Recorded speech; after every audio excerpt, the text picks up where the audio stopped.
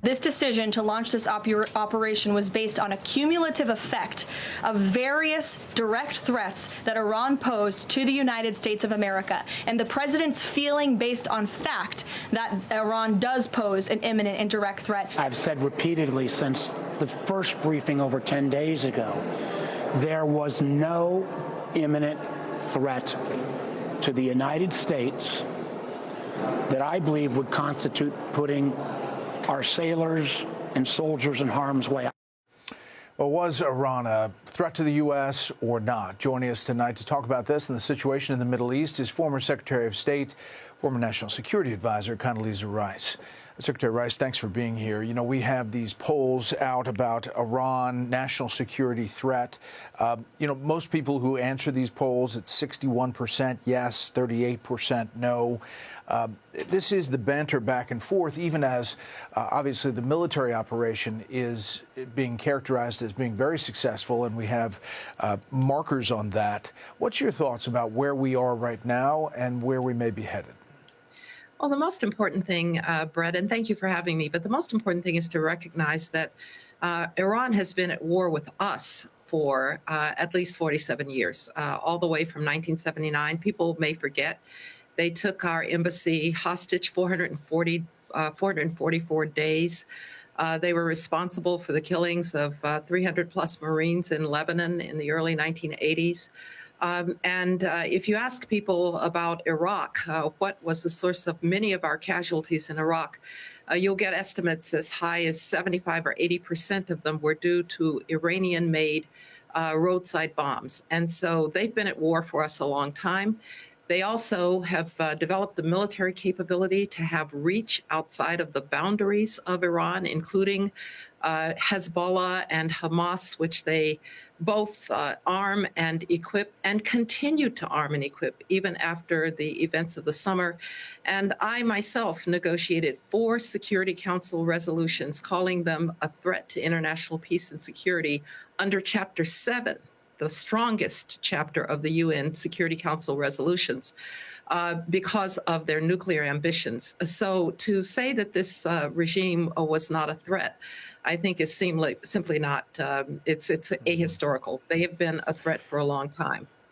You know, you can praise the military's action, its effectiveness, how precise it is, the amazing things we're seeing every day of the U.S. military and the Israeli military, for that matter, while still raising questions about how long is this going to last? Is it worth the blood and treasure that we're doing currently? You know, another poll, the handling of Iran, does it make us safer, less safe? No difference. Less safe is at 51%. So there is this skittishness or skepticism out there, even if you're wholeheartedly supporting what the military is doing every day. Well, because there is uncertainty with any military operation and what the aftermath might be. But I think if the goal of the administration is to render Iran incapable of using its military forces outside of its borders, of threatening our neighbors, our allies, of threatening our bases abroad, which we're seeing they are capable of doing. If it is trying to deny them a conventional umbrella for their nuclear ambitions, that is a worthy goal. Now, what comes after? People are, of course, concerned about that. But if you can render Iran essentially incapable of military action against us and against our allies, that's worthy. And I think what they're trying to do is to neuter Iran as a military power in the region. And by the way, the Iranians, who I think made a strategic blunder in attacking the Gulf states like the UAE or Kuwait or others, is demonstrating that it is its goal to be a destabilizing force in the Middle East. Yes, you can still be concerned about what may come after. You can still be concerned about the uncertainties of warfare, but to render this awful regime incapable of using its military power, that's a worthy goal. There's, talk about not restricting what the military may or may not do going forward. You've obviously been through this with wars as National Security Advisor, as Secretary of State, the mission creep fear. Now there's talk and reports about the Kurds possibly arming the Iranian Kurds and being a force on the ground. Your thoughts about that, knowing all you know about that region?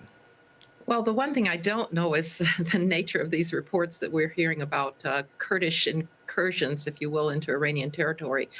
And we probably ought to be circumspect about making judgments about what that really means in terms of Kurdish activity. Is it independent Kurdish activity? Is it somehow coordinated Kurdish activity? We'll learn those things later. But it does speak to the complicated demographics of Iran, and we have to keep that in mind. The Iranian population includes a large Azeri population. It includes a large Kurdish population. Those populations have been all the Iranian people have been badly treated by their regime, but there have been a lot of suppressions of those ethnic groups. So we do have to be aware that Iran is not a homogeneous population. It's also a population of over 90 million people on territory that's twice the size of Texas. So it's going to be a complicated set of circumstances here as we go forward. Last thing, you've been in the halls of power, in the meetings behind closed doors. Talk about this decision by a commander-in-chief to do what President Trump has done and what that means big picture in the world looking at it.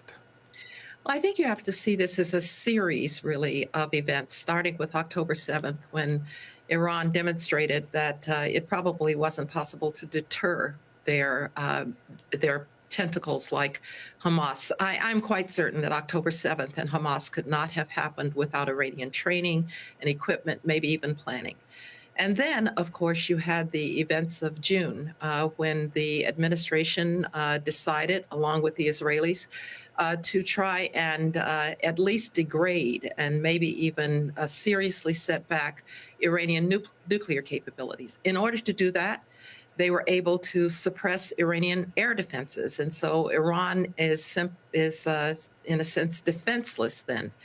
And then you see that the Iranians are rebuilding their nuclear capability, that they're rearming Hamas and Hezbollah, and that they are essentially at this moment defenseless. They won't always be defenseless. And so the decision is to really at this point take care of it and render them incapable of those activities. So I see it as a series of decisions.